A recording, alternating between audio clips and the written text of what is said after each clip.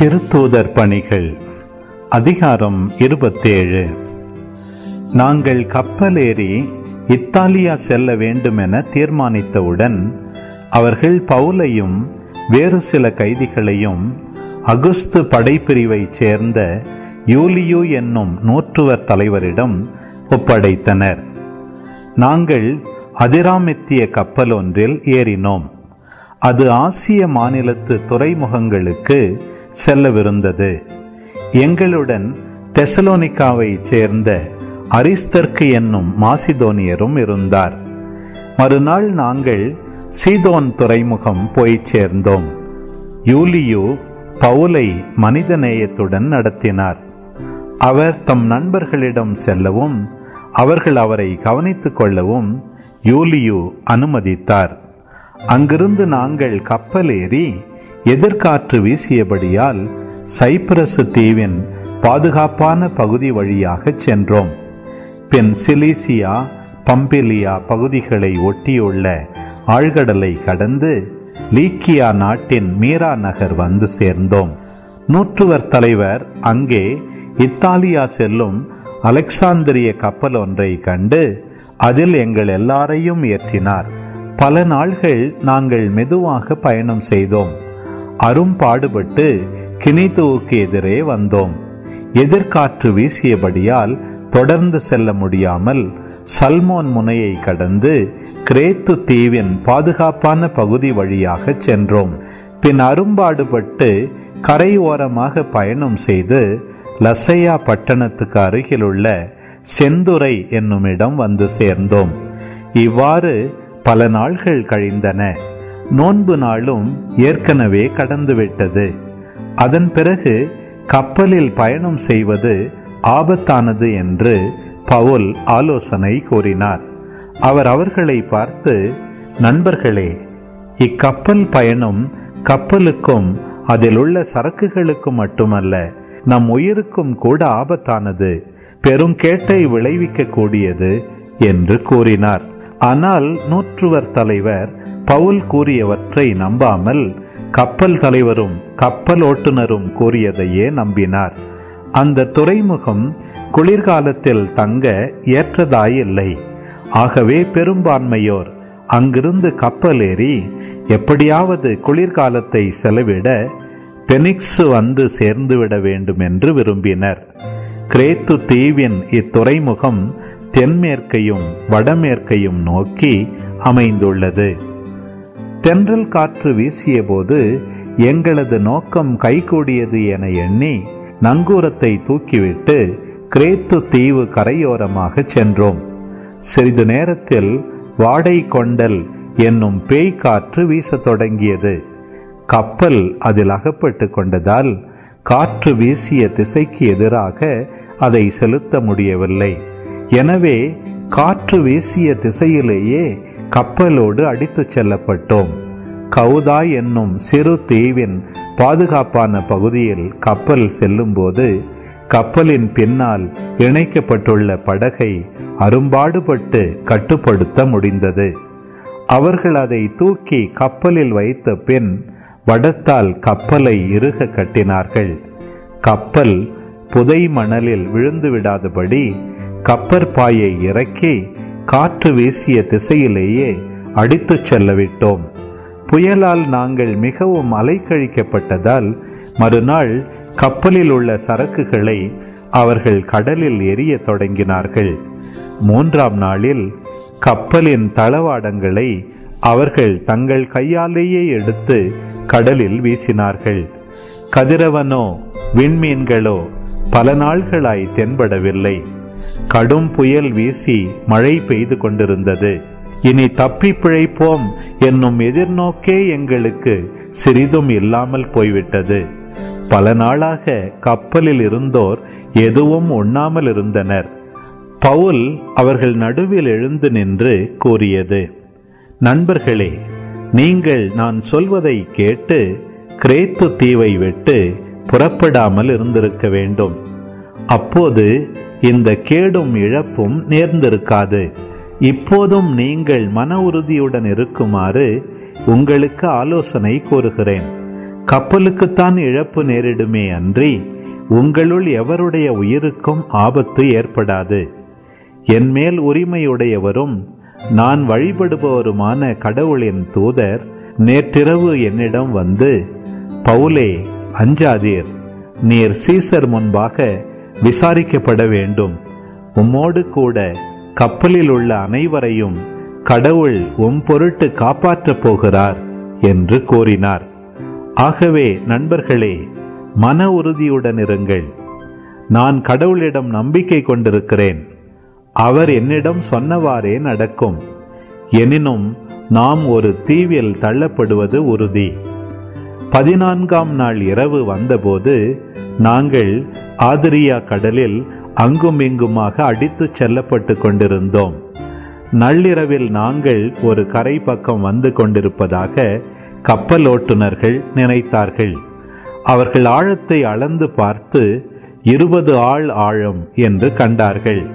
சற்று தூரம் சென்று மீண்டும் அளந்து பார்த்து 15 ஆழ் ஆழம் என கண்டார்கள். பாறையில் எங்காவது மோதிவிடுவோமோ என அவர்கள் அஞ்சி கப்பலின் பின்பகுதியிலிருந்து 4 நங்கூரங்களை இறக்கி எப்போது விடியுமோ என ஆவலோடு காத்திருந்தார்கள். கப்பலோட்டுநர்கள் கப்பலில் இருந்து தப்பி ஓட வழி தேடினார்கள். கப்பலின் முன்புறத்தில் இருந்து நங்கூரங்களை இறக்கப் போவது போல் நடித்து கப்பலில் இருந்த படகை கடலில் இறக்கினார்கள். பவுல் நூற்றுவர் தலைவரையும் படை வீரர்களையும் பார்த்து, இவர்கள் கப்பலில் இல்லாவிட்டால் நீங்கள் தப்பி பிழைக்க முடியாது என்று கூறினார். ஆகவே படை வீரர்கள் படகை கட்டியிருந்த கயிறுகளை வெட்டி அது கடலில் அடித்துச் செல்லப்பட விட்டுவிட்டார்கள். பொழுது விடியும் வேளை வந்தபோது பவுல் அனைவரையும் கூப்பிட்டு அவர்களை உணவருந்துமாறு வேண்டிக் கொண்டார். இன்றோடு 14 நாள்களாக நீங்கள் தொடர்ந்து எதுவும் உண்ணாமல் பட்டினி கிடந்து என்ன நிகழுமோவென காத்திருக்கிறீர்களே. எனவே நீங்கள் உணவருந்தும்படி கேட்டுக்கொள்கிறேன். அப்போதுதான் நீங்கள் உயிர் பிழைக்க முடியும். ஏனெனில் உங்களுள் எவர் தலையிலிருந்தும் ஒரு முடி கூட விழாது என்றார். இவற்றை கூறிய பின் பவுல் அப்பத்தை எடுத்து கடவுளுக்கு நன்றி கூறி அதை பிட்டு அனைவர் முன்னிலையிலும் உண்ணத் தொடங்கினார். உடனே அனைவரும் மன உறுதி பெற்று உணவுண்டனர். கப்பலில் மொத்தம் 276 பேர் இருந்தோம். அனைவரும் வயிறார உண்டதும் அவர்கள் கப்பலில் இருந்த கோதுமையை கடலில் தூக்கி எறிந்து அதன் பளுவை குறைத்தார்கள். பொழுது விடிந்த போது தாங்கள் இருந்த இடம் எதுவென்று அவர்களால் அறிந்து கொள்ள முடியவில்லை. ஆனால் ஏதோ மணல் கரையுள்ள வளைகுடா பகுதி வருகிறதென்று கண்டு முடிந்தால் கப்பலை கரையில் சேர்க்கலாம் என்று அவர்கள் விரும்பினார்கள். எனவே நங்கூரங்களை அவிழ்த்து அவற்றை கடலில் விட்டுவிட்டார்கள். அதே வேளையில் சுக்கான்களின் கயிறுகளையும் தளர்த்தினார்கள். காற்று வீச்சுக்கேற்ப முன்பாயை உயர்த்தி கட்டி கப்பலை கரையை நோக்கி செலுத்தினார்கள். ஆனால் கப்பல் நீரடி மணல் திட்டையில் மோதியது. கப்பலின் முன்பகுதி புதைந்து அசையாமல் இருந்தது.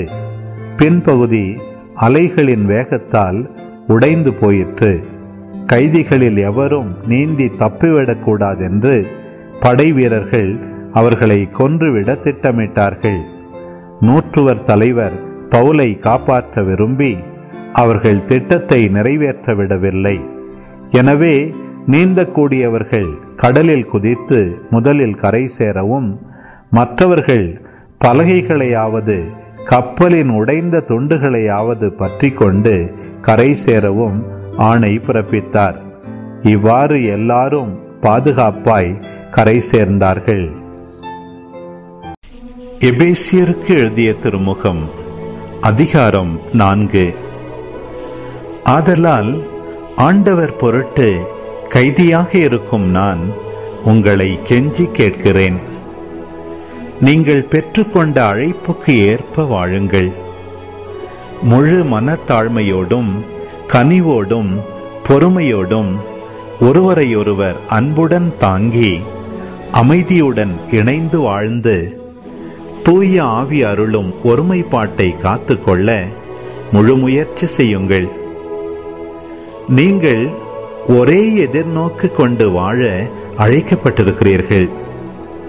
ஒரே எதிர்நோக்கு இருப்பது போல உடலும் ஒன்றே, தூய ஆவியும் ஒன்றே. அவ்வாறே ஆண்டவர் ஒருவரே. நாம் கொண்டுள்ள நம்பிக்கை ஒன்றே, திருமுழுக்கு ஒன்றே.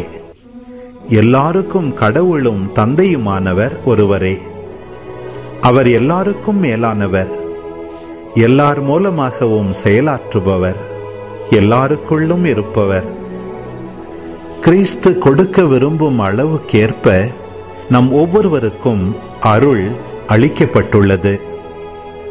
ஆகையால்தான் அவர் உயரே ஏறிச் சென்றார். அப்போது சிறைப்பட்ட கைதிகளை இழுத்துச் சென்றார், மனிதருக்கு பரிசுகளை வழங்கினார் என்று மறைநூல் கூறுகிறது. ஏறிச் சென்றார் என்பதனால் அதன் முன்பு மண்ணுலகின் கீழான பகுதிகளுக்கு அவர் இறங்கினார் என்று விளங்குகிறது அல்லவா? கீழே இறங்கியவர்தான் எங்கும் நிறைந்திருக்கும்படி எல்லா வானுலகங்களுக்கும் மேலாக ஏறிச் சென்றவர். அவரே சிலரை திருத்தூதராகவும் சிலரை இறைவாக்கினராகவும் வேறு சிலரை நற்செய்தியாளர்களாகவும் ஆயர்களாகவும் போதகர்களாகவும் ஏற்படுத்தினார். திருத்தொண்டாற்ற இறை மக்களை ஆயத்தப்படுத்தவும் கிறிஸ்துவின் உடலை கட்டியெழுப்பவும் இவர்களை அவர் ஏற்படுத்தினார். அதனால் நாம் எல்லாரும் இறை மகனை பற்றிய அறிவிலும் நம்பிக்கையிலும் ஒருமைப்பாட்டை அடைவோம். கிறிஸ்துவிடம் காணப்பட்ட நிறைவை பெறும் அளவுக்கு நாம் முதிர்ச்சி அடைவோம். ஆகவே இனி நாம் குழந்தைகளைப் போல் இருக்கக்கூடாது. மனிதருடைய தந்திரங்களையும் சூழ்ச்சிகளையும் தவறுக்கு வழிநடத்தும் ஏமாற்று வழிகளையும் நம்பி அவர்களுடைய போதனைகள் என்னும் காற்றால் அடித்துச் செல்லப்பட்டு அங்கும் இங்கும் அலைக்கழிக்கப்படக்கூடாது. மாறாக அன்பின் அடிப்படையில் உண்மை பேசி தலையாகிய கிறிஸ்துவை போன்று எல்லாவற்றிலும் நாம் வளர வேண்டும். அவரால்தான் முழு உடலும் இசைவாய் பொருந்தி தன்னிடமுள்ள தசை நார்களால் இறுக்கி பிணைக்கப்பட்டுள்ளது. ஒவ்வொரு உறுப்பும் தனக்கே குறிக்கப்பட்ட பணியை செய்வதால் உடல் வளர்ச்சி பெற்று அன்பால் கட்டமைப்பு பெற்று வளர்ச்சி அடைகிறது. ஆதலால் நான் ஆண்டவர் பெயரால் வற்புறுத்திச் சொல்வது இதுவே: பிற இனத்தவர் வாழ்வது போல இனி நீங்கள் வாழக்கூடாது. அவர்கள் தங்கள் வீணான எண்ணங்களுக்கேற்ப வாழ்கிறார்கள். அவர்களது மனம் இருளடைந்திருக்கிறது. அவர்களது பிடிவாத உள்ளத்தின் விளைவாய் ஏற்பட்ட அறியாமையின் காரணத்தால் அவர்கள் கடவுள் தரும் வாழ்வுக்கு புறம்பானவர்களாக இருக்கிறார்கள்.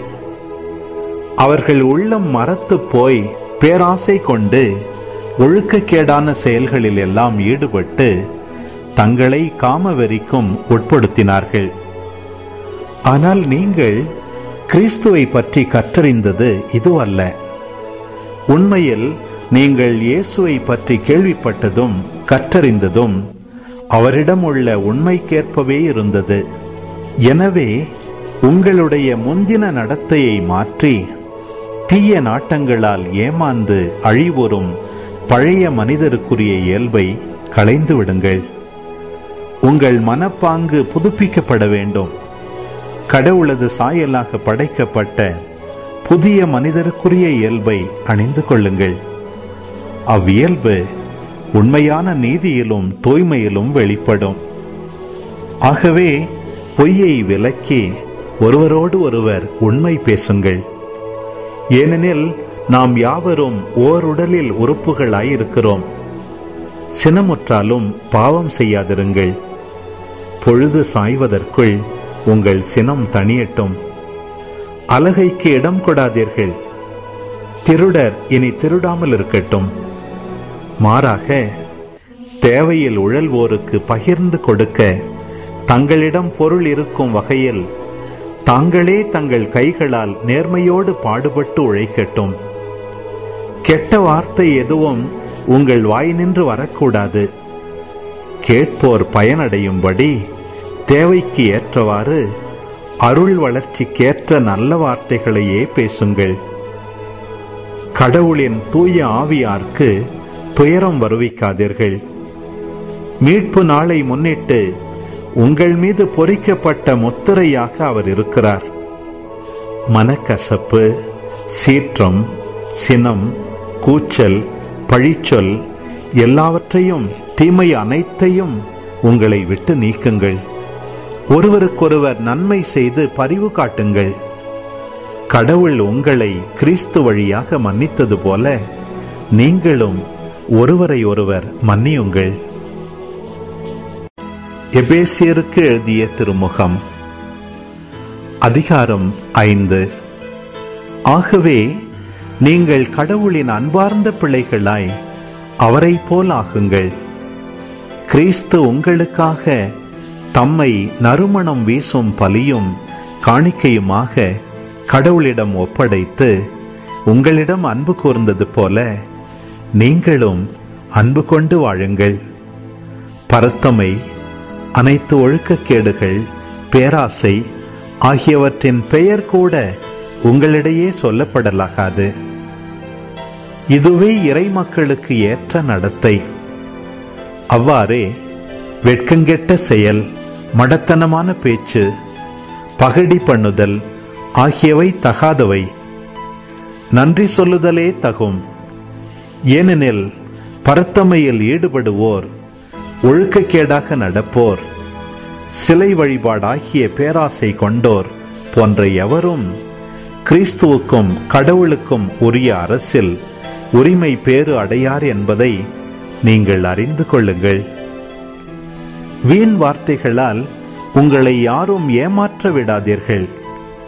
ஏனெனில் மேற்கூறிய செயல்களால் தான் கீழ்ப்படியாத மக்கள் மீது கடவுளின் சினம் வருகின்றது. எனவே அவர்களோடு நீங்கள் எதிலும் பங்கு கொள்ள வேண்டாம். ஒரு காலத்தில் இருளாயிருந்த நீங்கள் இப்போது ஆண்டவரோடு இணைந்து ஒளியாயிருக்கிறீர்கள். ஆகவே ஒளி பெற்ற மக்களாக வாழுங்கள்.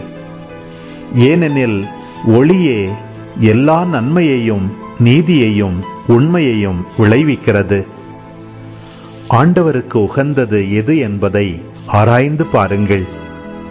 பயனற்ற இருளின் செயல்களை செய்கிறவர்களோடு உங்களுக்கு உறவு வேண்டாம். அவை குற்றம் என எடுத்து காட்டுங்கள். அவர்கள் மறைவில் செய்பவற்றை சொல்லக்கூட வெட்கமாக இருக்கிறது. அவர்கள் செய்வதையெல்லாம் குற்றம் என ஒளியானது எடுத்து காட்டும் போது அவற்றின் உண்மை நிலை வெளியாகிறது. அவ்வாறு தெளிவாக்கப்படுவதெல்லாம் ஒளிமயமாகிறது. ஆதலால் தூங்குகிறவனே விழித்தெழு, இறந்தவனே உயிர் பெற்றெழு, கிறிஸ்து உன்மீது ஒளிர்ந்தெழுவார் என்று கூறப்பட்டுள்ளது. ஆகையால் உங்கள் நடத்தையை பற்றி மிகவும் கருத்தாயிருங்கள். ஞானமற்றவர்களாய் வாழாமல் ஞானத்தோடு வாழுங்கள். இந்த நாள்கள் பொல்லாதவை. ஆகவே காலத்தை முற்றும் பயன்படுத்துங்கள். ஆகவே அறிவிலிகளாயிராமல் ஆண்டவருடைய திருவுளம் யாது என புரிந்து கொள்ளுங்கள். திராட்சை மது அருந்தி குடிவெறிக்கு ஆளாகாதீர்கள். இது தாறுமாறான வாழ்வுக்கு வழிகோலும். மாறாக தூய ஆவியால் ஆட்கொள்ளப்படுங்கள். உங்கள் உரையாடல்களில் திருப்பாடல்கள், புகழ்பாக்கள், ஆவிக்குரிய பாடல்கள் ஆகியவை இடம்பெறட்டும். உளமாற இசை பாடி ஆண்டவரை போற்றுங்கள். நம் ஆண்டவராகிய இயேசு கிறிஸ்துவின் பெயரால் எல்லாவற்றிற்காகவும் எப்போதும் தந்தையாம் கடவுளுக்கு நன்றி செலுத்துங்கள். கிறிஸ்துவுக்கு அஞ்சி ஒருவருக்கொருவர் பணிந்திருங்கள். திருமணமான பெண்களே, ஆண்டவருக்கு பணிந்திருப்பது போல உங்கள் கணவருக்கு நீங்கள் பணிந்திருங்கள். ஏனெனில் கிறிஸ்து திருச்சபைக்கு தலையாயிருப்பது போல கணவர் மனைவிக்கு தலையாயிருக்கிறார். கிறிஸ்துவே திருச்சபையாகிய உடலின் மீட்பர். திருச்சபை கிறிஸ்துவுக்கு பணிந்திருப்பது போல மனைவியரும் தங்கள் கணவருக்கு அனைத்திலும் பணிந்திருக்க வேண்டும். திருமணமான ஆண்களே, கிறிஸ்து திருச்சபை மீது அன்பு செலுத்தியது போல நீங்களும் உங்கள் மனைவியரிடம் அன்பு செலுத்துங்கள். ஏனெனில் கிறிஸ்து திருச்சபை மீது அன்பு செலுத்தி அதற்காக தம்மையே ஒப்புவித்தார். வார்த்தையாலும் நீரினாலும் அதனை கழுவி தூயதாக்குமாறு இவ்வாறு செய்தார். அத்திருச்சபை கரைதிரையோ வேறு எக்குறையோ இல்லாமல் தூய்மையும் மாசற்றதுமாய் மாட்சியுடன் தம்முன் விளங்குமாறு இப்படி செய்தார். அவ்வாறே கணவர்களும் மனைவியரை தம் சொந்த உடல் என கருதி அன்பு செலுத்த கடமைப்பட்டிருக்கிறார்கள். தம் மனைவியின் மீது அன்பு கொள்கிறவர் தம்மீதே அன்பு கொள்கிறவராவார். தம்முடைய உடலை எவரும் வெறுப்பதில்லை, அதை பேணி வளர்க்கிறார். அவ்வாறே கிறிஸ்துவும் திருச்சபையை பேணி வளர்த்து வருகிறார். ஏனெனில் நாம் அவரது உடலின் உறுப்புகள். இதனால் கணவர் தம் தாய் தந்தையை விட்டுவிட்டு தம் மனைவியுடன் ஒன்றித்திருப்பார். இருவரும் ஒரே உடலாயிருப்பர் என மறைநூல் கூறுகிறது. இதில் அடங்கியுள்ள மறைபொருள் பெரிது. இது திருச்சபைக்கும் கிறிஸ்துவுக்கும் பொருந்துவதாக கொள்கிறேன். எப்படியும் உங்களுள் ஒவ்வொருவரும் தம்மீது அன்பு கொள்வது போல தம் மனைவியின் மீதும் அன்பு செலுத்த வேண்டும். மனைவியும் தம் கணவருக்கு அஞ்சி வாழ வேண்டும்.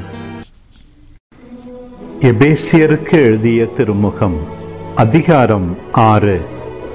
பிள்ளைகளே, உங்கள் பெற்றோருக்கு கீழ்ப்படியுங்கள். ஆண்டவரின் அடியாருக்கு இதுவே ஏற்புடையது. உன் தந்தையையும் தாயையும் மதித்து நட என்பதே வாக்குறுதியை உள்ளடக்கிய முதலாவது கட்டளை. இதனால் நீ நலம் பெறுவாய், மண்ணுலகில் நீடோழி வாழ்வாய் என்பதே அவ்வாக்குறுதி. தந்தையரே, உங்கள் பிள்ளைகளுக்கு எரிச்சல் மூட்டாதீர்கள். மாறாக அவர்களை ஆண்டவருக்கேற்ற முறையில் கண்டித்து திருத்தி அறிவு புகட்டி வளர்த்து வாருங்கள். அடிமைகளே, நீங்கள் கிறிஸ்துவுக்கு கீழ்ப்படிவது போல் இவ்வுலகில் உங்களுக்கு தலைவர்களாக இருப்பவர்களுக்கு அச்சத்தோடும் நடுக்கத்தோடும் முழு மனத்தோடும் கீழ்ப்படியுங்கள். மனிதர்களுக்கு உகந்தவர்களாகுமாறு வேலை செய்வதாக காட்டிக்கொள்பவர்களாயிராமல் கிறிஸ்துவின் பணியாளராய் கடவுளின் திருவுளத்தை உளமாற நிறைவேற்றுங்கள். மனிதருக்காக அன்றி கடவுளுக்காகவே செய்வது போல நல்மனத்தோடு வேலை செய்யுங்கள். அடிமையாயினும் உரிமை குடிமகனாயினும் நன்மை செய்யும் ஒவ்வொருவரும் ஆண்டவரிடமிருந்து நன்மையே பெறுவர். இது உங்களுக்கு தெரியுமன்றோ? தலைவர்களே, நீங்களும் உங்கள் அடிமைகளிடம் அவ்வாறே நடந்து கொள்ளுங்கள். அவர்களை அச்சுறுத்துவதை விட்டுவிடுங்கள். அவர்களுக்கும் உங்களுக்கும் ஒரே தலைவர் விண்ணுலகில் உண்டு என்பதையும் அவர் ஆள் பார்த்து செயல்படுவதில்லை என்பதையும் அறிந்து கொள்ளுங்கள். இறுதியாக நீங்கள் ஆண்டவரோடு இணைந்து அவர் தரும் வலிமையாலும் ஆற்றலாலும் வலுவூட்ட பெறுங்கள். அலகையின் ஏமாற்று வழிகளை எதிர்த்து நிற்கும் வலிமை பெறும்படி கடவுள் அருளும் எல்லா படைக்கலன்களையும் அணிந்து கொள்ளுங்கள். ஏனென்றால் நாம் மனிதர்களோடு மட்டும் போராடுவதில்லை. ஆட்சி புரிவோர், அதிகாரம் செலுத்துவோர், இருள் நிறைந்த இவ்வுலகின் மீது ஆற்றலுடையோர், வான்வெளியில் உள்ள தீய ஆவிகள் ஆகியவற்றோடும் போராடுகிறோம். எனவே பொல்லாத நாள் வரும்போது எதிர்த்து நின்று அனைத்தின் மீதும் வெற்றி பெற்று நிலை நிற்க வல்லமை பெறும்படி கடவுள் அருளும் எல்லா படைக்கலன்களையும் எடுத்துக்கொள்ளுங்கள். ஆகையால் உண்மையை இடைக்கச்சாக கட்டிக்கொண்டு நீதியை மார்பு கவசமாக அணிந்து நில்லுங்கள். அமைதியை அருளும் நற்செய்தியை அறிவிப்பதற்கான ஆயத்த நிலையை உங்கள் காலில் மிதியடிகளாக போட்டுக்கொள்ளுங்கள். என் நிலையிலும் நம்பிக்கை என்னும் கேடயத்தை பிடித்துக் கொள்ளுங்கள். அதை கொண்டு தீயோனின் தீக்கணைகளை எல்லாம் அணைத்துவிட முடியும். மீட்பை தலைச்சீராவாகவும் கடவுளின் வார்த்தையை தூய ஆவி அருளும் போர்வாளாகவும் எடுத்துக்கொள்ளுங்கள். எல்லா வேண்டல்களையும் மன்றாட்டுகளையும் இறைவனிடம் எழுப்புங்கள். எப்போதும் தூய ஆவியின் துணை கொண்டு வேண்டுதல் செய்யுங்கள். இதில் உறுதியாய் நிலைத்திருந்து விழிப்பாயிருங்கள். இறை மக்கள் அனைவருக்காகவும் மன்றாடுங்கள். நான் பேசும்போது நற்செய்தியின் மறைபொருளை துணிவுடன் தெரியப்படுத்துவதற்கான வார்த்தைகளை கடவுள் எனக்கு தந்தருளுமாறு எனக்காகவும் மன்றாடுங்கள். நான் விலங்கிடப்பட்டிருந்தும் இந்த நற்செய்தியின் தூதுவனாக இருக்கிறேன். நான் பேச வேண்டிய முறையில் அதை துணிவுடன் எடுத்து கூற எனக்காக மன்றாடுங்கள். என்னை பற்றிய செய்திகளையும் நான் என்ன செய்கிறேன் என்பதையும் நீங்களும் அறிந்திருக்கும்படி என் அன்பார்ந்த சகோதரர் திக்கிக்கு எல்லாவற்றையும் உங்களுக்கு தெரிவிப்பார். அவர் ஆண்டவரது பணியில் நம்பிக்கைக்குரிய திருத்தொண்டர். எங்களை பற்றிய செய்திகளை உங்களுக்கு தெரிவித்து உங்கள் உள்ளங்களை ஊக்குவிக்கவே அவரை உங்களிடம் அனுப்பி வைக்கிறேன். தந்தையாகிய கடவுளிடமிருந்தும் ஆண்டவராகிய இயேசு கிறிஸ்துவிடமிருந்தும் நம்பிக்கையோடு கூடிய அன்பும் அமைதியும் சகோதரர் சகோதரிகள் அனைவருக்கும் உரித்தாகுக. நம் ஆண்டவராகிய இயேசு கிறிஸ்துவின் மீது அழியாத அன்பு கொண்டிருக்கும் அனைவரோடும் இறை அருள் இருப்பதாக.